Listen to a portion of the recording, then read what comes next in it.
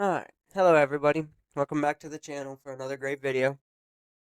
Today we are going to be discussing the Varangian Guard, which, if you know, which most history buffs should kind of know a little bit about. But if you don't, the Varangian Guard was a unit of the Eastern Roman Empire, and they weren't at first the Emperor's body unit, but they became the Emperor's body unit, bodyguard. The prestigious, like the Praetorian Guard of the Roman Empire. So they had their Varangian Guard. That's their elite unit. But unlike the Praetorian Guard, these guys ended up being fiercely loyal, never betrayed, and never were installing their own emperors, nothing like that. So, and I think that's kind of interesting. We're kind of tying in everything like Constantinople, Constantine, all my religious videos, kind of ties it all together and it talks about it. It's kind of an interesting thing to talk about, I think. So that's what we're going to be talking about today: who they are, where they came from, what they did. Really, we're just going to be talking about their significant battles and going over the timeline of before, up until, and then, their fall and what became of them. But I hope you're ready to come along with me and let's get it started soon. When we're talking about the Varangian Guard, we're talking about the Eastern Roman Empire. We're talking about the 800s around. That's when this story starts. They came down from the Black Sea. These guys were Norsemen, Vikings, big tall guys with blue hair, blue hair and blonde eyes and blue hair. They stood like an inch and a half taller than everybody else. Scary men. They fought with a Dane axe, with a big two-handed axe, and they came down the rivers from the Black Sea down to Constantinople, and they first came as pillagers and fighters. They tried to sack Constantinople. They tried to siege it, but they couldn't. They couldn't stay. And they say an act of God took them. We're not sure what made them leave, but they couldn't breach the Theodosian walls in 860 when they showed up. So instead, they pillaged the surrounding countryside and any towns that were unfortified. But they say an act of God came in 860 and made them leave. But up until 874, they would come down periodically every so often, and they would raid. But in 874, the the emperor at the time, I think Basil, made an agreement, and as of that peace agreement, they sent a contingent of Rus to serve in the army, and this is kind of where it started. So their first job is in 902, a squadron of 700 Rus. Only 700 guys were sent to the island of Crete. And Crete is in the Mediterranean. It's a little island that at this time had been under Arab rule for 130 years. So as you'll see, it becomes like a running theme that they keep trying to get Crete back. But so this is the first one. They sent 700 to get men to get to Crete, and it was a failure. You die.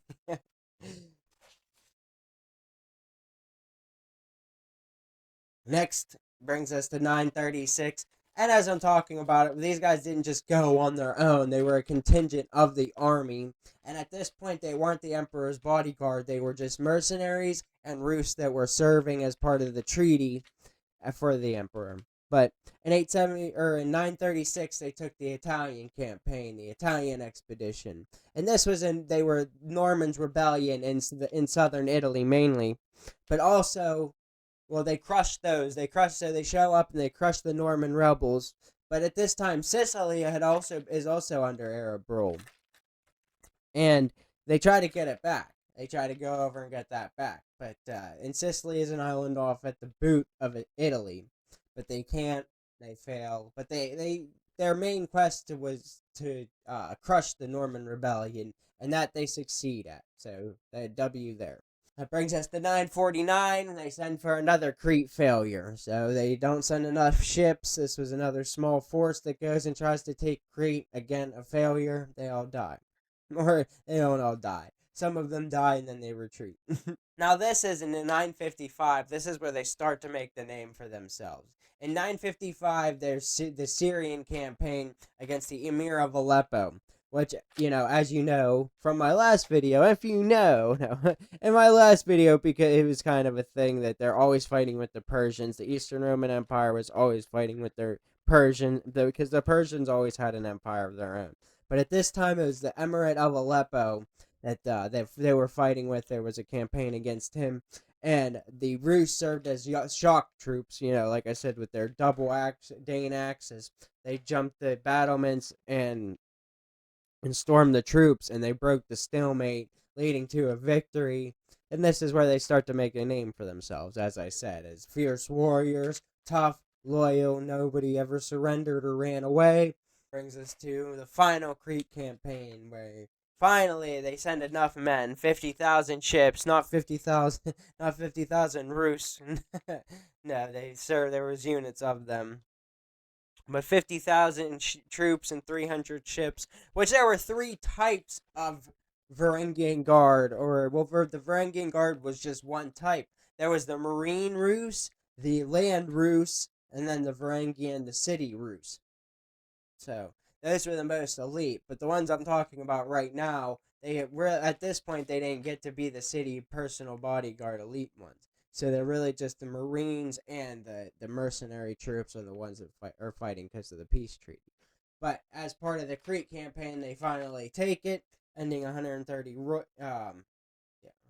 ending 130 years of Arab rule on the Crete island, and kind of giving that springboard to the Middle East and for further campaigns.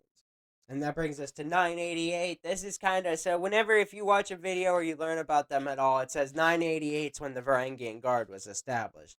And as we have found out, and as we were talking about, that's not necessarily true. But in 988, Emperor Basil was kind of having a crisis of his own.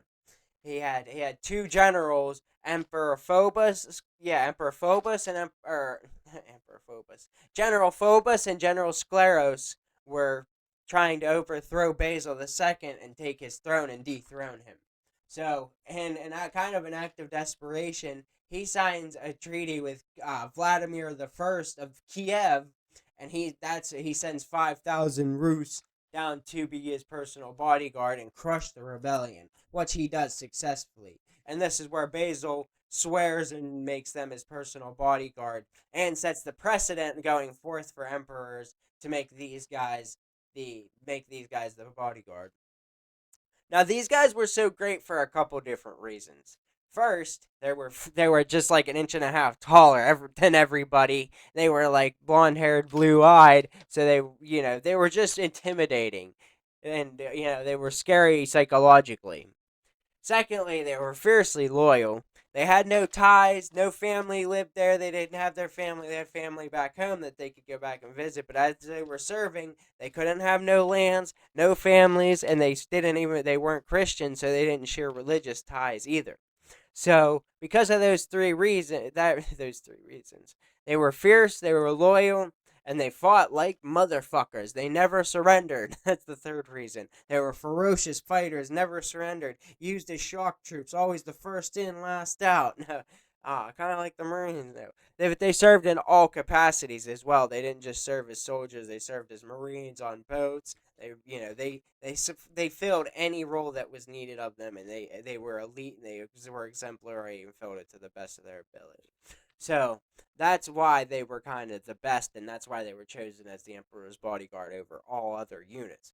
They were the highest paid unit out of all other units, and whenever an emperor died, they got to raid his personal house and keep whatever belongings they want. As well as when the new emperor was coming on, he had to give them money as well. So at 988, when he crushes the rebellion, Basil makes them the emperor's personal bodyguard going forward. All right. So that brings us to 1018. Now this is the Battle of Cannae. And if you hear the Battle of Cannae, a lot of people think of the Roman Battle of Cannae, which that's not what we're talking about. This is a different Battle of Cannae. Not nearly as onto the scale as the last one. This was just another rebellion, but this time they were going as the Emperor's personal bodyguard, so they have a lot more prestige behind them. This was a W, just a Lombard Norman rebellion, which those guys were actually their cousins from up north in Scandinavia. The Lombards are right from the same area, but they got sent down, and that didn't matter one bit. They crushed them motherfuckers. And that brings us to 1071, and I had talked about this in my last video, not my last, but one of my last videos about the fall of Constantinople. In 1071, they had the battle of Manzikert out east against the Syrians, and it was a complete disaster, an abject failure. Emperor was captured.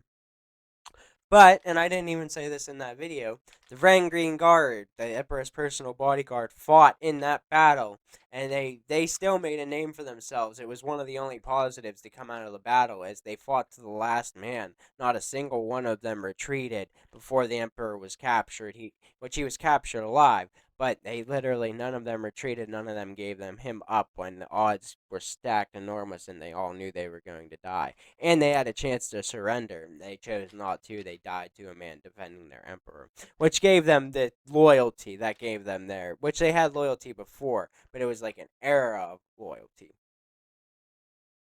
And I'm gonna talk about kind of what they were wearing at the time.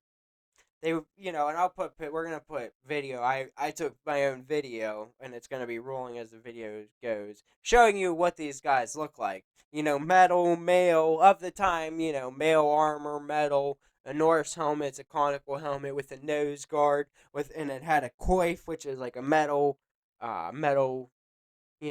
thing that comes down off and protects them. But they wore that in male. And like I said, there were three different types. But the city one was the coveted position, and there were only 500 of them. They were fiercely loyal for that position was so coveted because you made so much more money. Those were the highest paid troops, not the Rus that were out and the Marines ones and the soldiers. Just the Emperor's bodyguards ones were paid the most and got to raid. So those 500 men were really fought for their position and were fiercely loyal to keep it. That's what they were dressed, and they had their Dane axe, a two-handed long axe that could cut through anything. It could cut through shields, it could cut through mail, it could cut through people. But they were famous for that. There's a battle coming up where they kind of famously use their axe to smash through and to kind of win the battle. But not here, they don't. Not in Manzikert in 1071. In 1081, there was the Battle of Dyrrhachium, which was also a loss. They were notable in this one as well because the cavalry lost, but the cavalry then, after the Byzantine cavalry was swept up and routed, they formed a shield wall to kind of protect themselves, and the cavalry broke on the shield wall and routed, but then they chased them. That allowed the cavalry to regroup and then charge again, and it destroyed them. And they didn't, which they were all killed again. These guys never run. That's their thing. They die to a man. But then more Rus are obviously there that they can be replaced. Brings us to 1122. Now this is the battle I was talking about, the Battle of Borea. And this is where they famously used their Dane axes to smash through the lines of a wagon circle. Now, back then, whenever you were on campaign or an army was going, they had a wagon trail and followers and people that pulled wagons behind them, marching, that had all their supplies and everything they needed. So, whenever they were under attack or they couldn't retreat because it took more time to retreat, they would put the wagons in a circle or they would make ramparts with them, and this is where famously they use their Dane axes, the Varangian Guard, what the whole video is about. They use their Dane axes to smash through the lines, get through up on the ramparts, and make for a decisive victory and kill everybody. This is kind of their most famous victory if you learn anything about them. This is kind of one of their most, talked about battles. And, as we talk about them, they're not infallible. So, they are a great guard, one of the greatest unit of the Eastern Roman Empire. And as we can see, they lose. They don't win every single battle. You just can't. Real life, that's not how it works. You win some, you lose some. But still, great men for how they fought. It's about how you win and lose. I think that's what more. I mean, winning and losing is really, really important. But how you win and how you lose is also important. But that brings us to 1204, which, if you've talked about, if you've watched any of my other videos, in the fall of Constantinople, in 1204, there was the Fourth Crusade, which was a disaster for Constantinople. Oh, in my video about the Great Schism, in one of my last videos, I talk about the Latin West and the Greek East. Well, the Latin West in 1204 had a crusade and they sacked Constantinople because they saw it kind of as they were two different types of Christianity. So they sacked it, and the Varangian Guard fought to the last.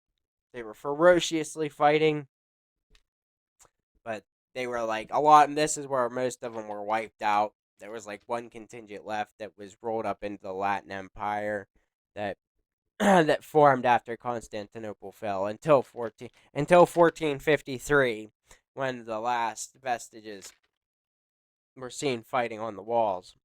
But at this time, by 1453, they weren't really Russian people. They were anybody kind of filled that. It was a ceremonial role, and I'm sorry, they didn't fight to the last in 1453. It was more like a ceremonial role. So, like, kind of like we have today with the armor and things that people wear around, it doesn't really mean anything anymore. But they had like the Dane axe that, that was made famous before them. But as you know, in 1453, or as you should know, Constantinople fell to Ahmed II. Very unfortunate, but now it's called Istanbul. you know. But that's the end of the Varangian Guard. When it fell, when the city of Constantinople fell, the Varangian Guard fell with it. They were not reinstated. But yep, that's the Varangian Guard. So that's the video. I just wanted to bring it to you guys. I started working a lot more now, but I'm still gonna do videos. I'm gonna try for at least 2 a week, but definitely at least one a week. So, but I hope you enjoyed the video. I hope if you have watched this far, please give me a like and a subscribe. Let me know what you think. Let me know who you think's better, the Praetorian Guard, who sold out. They sold out and they installed emperors and they had to be paid off and bought, or you had the Varangian Guard, who they could be used and they were deployed. You don't hear much about the Praetorian Guard being deployed on missions. The Varangian Guard were deployed and they were used. Yeah, they didn't win every mission, but I think they were very noble. There's a lot. I think it's very noble to have loyalty like they did. That's it for the video today, guys. I appreciate it. See ya.